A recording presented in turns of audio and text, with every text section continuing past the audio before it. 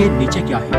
अगर आपको ये लगता है कि सबसे खतरनाक जगह है अंतरिक्ष में है, जैसे कि black holes, neutron star, Pulsar stars या सौर तूफान, तो एक बार फिर सोचिए, क्योंकि हमारी पृथ्वी के भीतर भी एक ऐसी दुनिया है जो अब तक की सबसे खतरनाक, सबसे रहस्यमय और सबसे कम एक्सप्लोर की गई दुनिया है। और हम आज के इस वीडियो में आपको ले चलेंगे पृथ्वी के भीतर की इसी दुनिया के और बताएंगे कि हमारी पृथ्वी की सतह के नीचे आखिर क्या है। तो हमारी यात्रा धरती की सबसे ऊपरी परत, जिसे क्रस्ट कहा जाता है, वहां से शुरू होती है। जैसे ही हम धरती के भीतर घुसते हैं, हमें सबसे पहले मिलता है मार्स का साम्राज्य। बहुत ज्यादा नहीं, केवल 2 से 3 फीट जमीन के अंदर मिलने वाले ये जीव हमें ये बताते हैं कि सतह के नीचे ही उनकी एक दुनिया है। और 3 मीटर और अंदर जाने पर हमें मिलते हैं बम्स, केचुए और बिजली के केबल्स। ये जो आप देख रहे हैं, ये छोटे छोटे उन मोल्स के द्वारा बनाई गई टनलें हैं, उनका बसेरा। इससे थोड़ा और अंदर जाते ही हमें ट्रॉपिकल प्लांट की रूट दिखना बंद हो जाती है। बस यही तक उन प्लांट्स की रूट आ पाती है। हम जैसे ही इनसे और थोड़ा अंदर घुसते हैं, हम पहुंच जाते हैं करीब 12 मीटर भीतर। और यहाँ पर हमें नाइल क्रोकोडाइल्स मिल जाते हैं। ये एक अलग टाइप के विशेष रूपी मगरमच्छ होते हैं जो अपने हाथों से पृथ्वी की सतह से करीब 12 मीटर या 13 मीटर अंदर तक टनल खोदकर वहां पर अपने रास्ते बना लेते हैं। हम जैसे ही इन मगरमच्छ की दुनिया से भी अंदर चले जाते हैं, तो आता है करीब 24 से 25 मीटर भीतर का ठिकाना, और ये है लंदन के अंडरग्राउंड मेट्रो स्टेशन।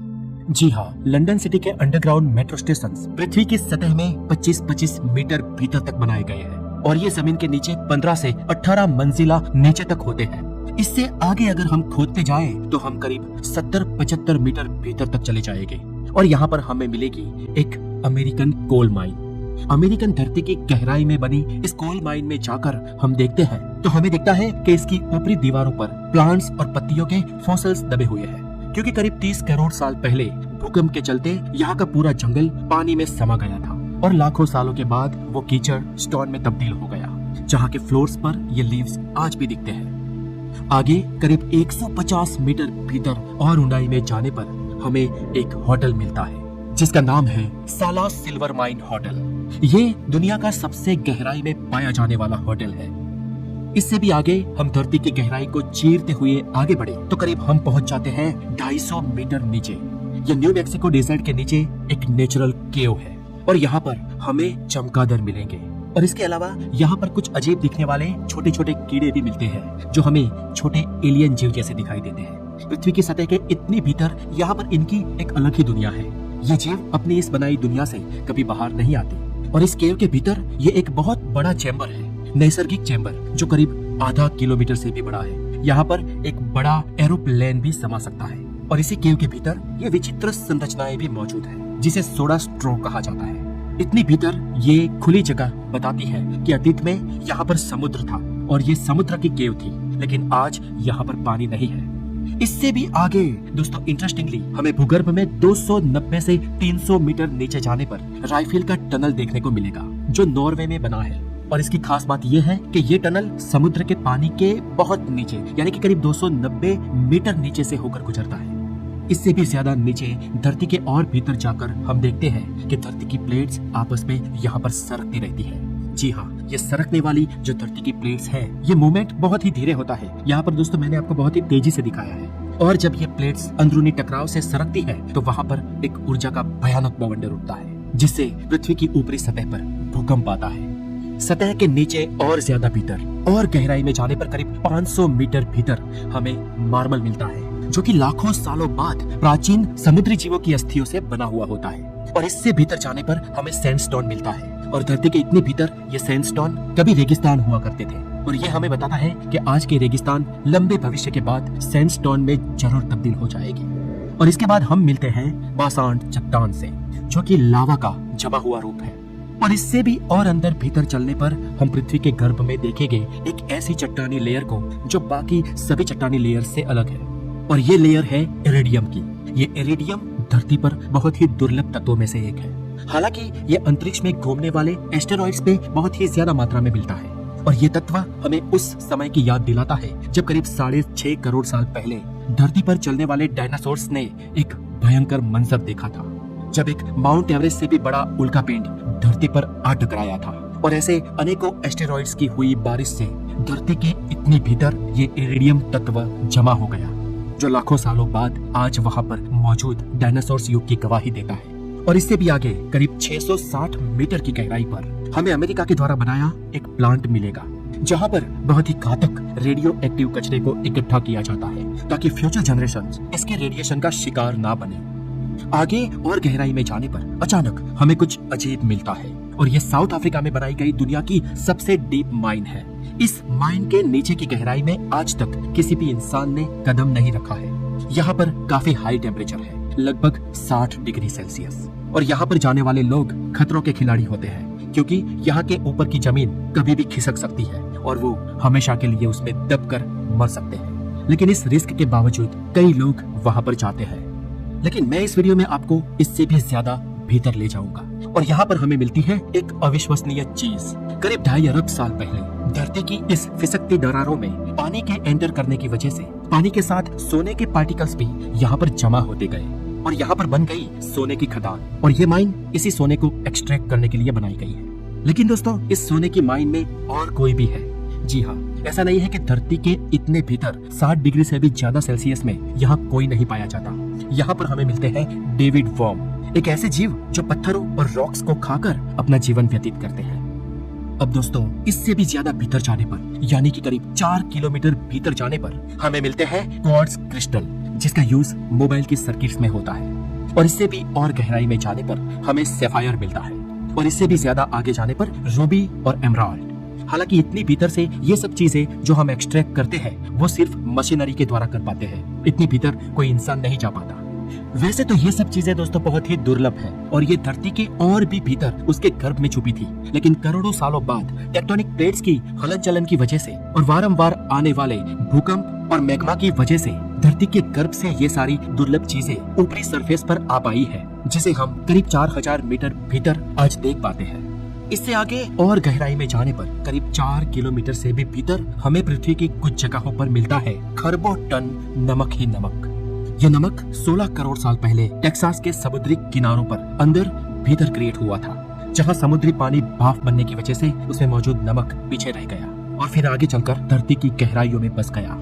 इससे भी ज्यादा और भीतर करीब 5 किलोमीटर भूगर्भ में जाने पर यहाँ पर करोड़ों सालों पुराना नेचुरल ऑयल, जी हाँ, तेल पाया जाता है।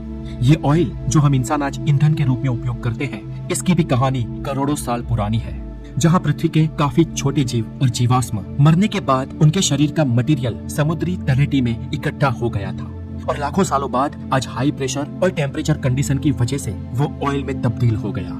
जी हाँ दोस्तों, आज हमें जितना भी ऑयल मिलता है वो लाखों करोड़ों साल पुराना है। जिस नेचुरल ऑयल को आज हम धड़ल्ले से खोद खोद कर निकाल कर उपयोग करते हैं, हम इसे आज पृथ्वी के इतने ही भीतर से ड्रिलिंग कर कर एक्सट्रैक्ट करते हैं। इससे भी और आगे चलने पर करीब 6.5 किलोमीटर भीतर हमें लिक्विड रूप में मैग्मा मिलता है, जो कि लगातार पृथ्वी की ऊपर की क्रस्ट पर हमेशा फोर्स लगाता रहता है और यही लावा कभी कभी समुद्र की सतह पर भी निकलता रहता है, जिससे कई सारे समुद्र पे भी पहाड़ नुमा घाटियां बन जाती है और ये मैग्मा कभी कभी कुछ ज्वालामुखों से भी निकलता है।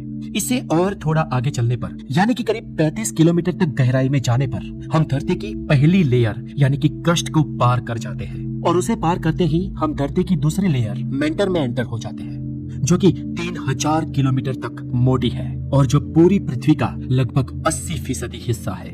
मेंटल नाम की ये लेयर लिक्विड फॉर्म में नहीं है और पूरी तरह सॉलिड भी नहीं है, बल्कि ये एक ऐसी सॉलिड टाइप लेयर है जो मूवेबल है, मूव करती रहती है और यहाँ का टेम्परेचर करीब 1000 डिग्री सेल्सियस है दोस्तों। जी हाँ, और इतनी दबाव पे ये लेयर करीब लिक्विड जैसी ठोस अवस्था में है और पृथ्वी का ऊपरी प्रेशर इसे पिघलने भी नहीं देता।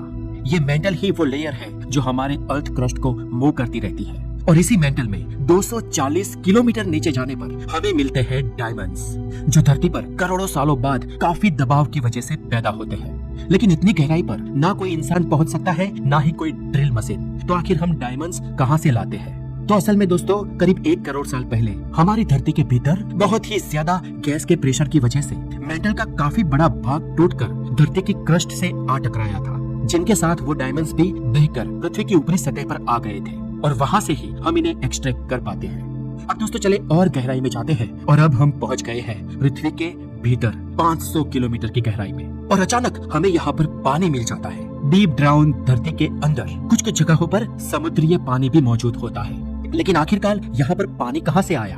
तो वैज्ञानिक कहते हैं कि टेक्टोनिक प्लेट्स की हलन चलन के द्वारा कई बार इतिहास में ऐसा हुआ होगा कि समुद्री पानी इतनी नीचे तक पहुँच गया हो। It's possible because of ring wooded. जी हाँ दोस्तों, ये रिंग वुडेट मेंटर के अंदर पाए जाने वाली एक खनिज है जो पानी के अणुओं को यानी कि H2O को एक क्रिस्टल स्ट्रक्चर के अंदर समेट कर रख सकती है। इसका मतलब ये हुआ कि वहाँ पर पृथ्वी के समुद्र में पानी जैसे पाया जाता है वैसे तरल रूप में पानी मौजूद नहीं है और ना ही वहाँ पर मछलियाँ तैरती है, लेकिन वहाँ पर पानी बांध कर रखा गया एक बॉन्ड वाटर के रूप में है जो मेंटर के बहुत ही ज्यादा तापमान और दबाव की वजह से भी नष्ट नहीं होता है।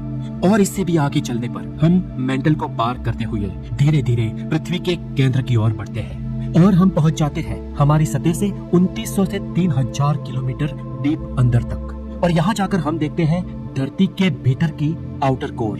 यहाँ लगता है कि हमारी धरती का केंद्र मानो अपने आप में एक दूसरा सूरज ही हो जो हमारी धरती के भीतर मौजूद हो। धरती पर मौजूद 99% गोल्ड और प्लेटिनम यहाँ पर ही पाया जाता है, लेकिन किसी की हिम्मत नहीं है कि कोई इसे यहाँ से एक्सट्रैक्ट कर सके। पृथ्वी के बनने के बाद करीब 50 करोड़ साल लग गए थे पृथ्वी के भीतर इस कोर का निर्माण होने में। आज से करीब 4.5 अरब साल पहले सोलर सिस्टम जब बन रहा था उसके साथ हमारी धरती भी बन रही थी। और क्योंकि हमारी धरती उसी सूरज में से अलग हुई है इसलिए वो सूरज का ही मानो एक पार्ट थी, एक गोला थी। क्योंकि हमारा सूरज और धरती और सभी ग्रह और पूरा सोलर सिस्टम एक सोलर नेबुला से ही तो बना है और इसीलिए पृथ्वी का अंदरूनी भाग सूरज के जैसा ही है। शुरुआत में पृथ्वी पर इतनी गर्मी और इतना प्रेशर था कि भारी तत्व पृथ्वी के केंद्र में चले गए और हल्के तत्व ऊपर उठे जिन्होंने पृथ्वी की मेंटर और क्रस्ट बनाई। पृथ्वी के भीतर ये पृथ्वी की कोर साइज में हमारे चंद्रमा से भी बड़ी है। हमारी एंटायर धरती का पावर हाउस दोस्तों ये कोर ही है।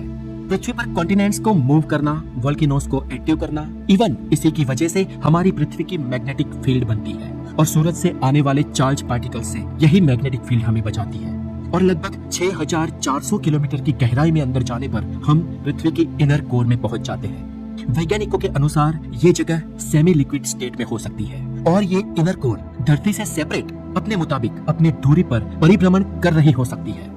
और हम देखते हैं कि यहाँ का तापमान सूरज की सरफेस से भी ज्यादा है यानी कि 6500 डिग्री सेल्सियस और यहाँ का प्रेशर पृथ्वी की ऊपरी सतह से 25 लाख गुना ज्यादा है।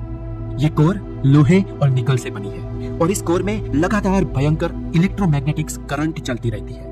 हमने इस कोर के बारे में मौजूदा अवशेषों के द्वारा ही जाना है, लेकिन इस कोर के भीतर कुछ ऐसे भी रहस्य हो सकते हैं जो वैज्ञानिक आज तक नहीं सुलझा पाए और यहाँ आकर पृथ्वी का केंद्र मिल जाता है और हमारा सफर खत्म हो जाता है। और यहाँ पर जीरो ग्रेविटी है और यहाँ से भी आगे आगे हम अपोजिट डायरेक्शन में खोदते जाए तो फिर से पृथ्वी के दूसरे छोर की मेंटर आएगी, क्रस्ट आएगा और हम निकल जाएंगे जहाँ से खोदा था उसके एंटीपोड पर, पृथ्वी के आर पार। तो दोस्तों ऐसे ही और साइंटिफिक और नॉलेजेबल वीडियोस को देखने के लिए हमारे चैनल द नॉलेज पर जाएं। हमारे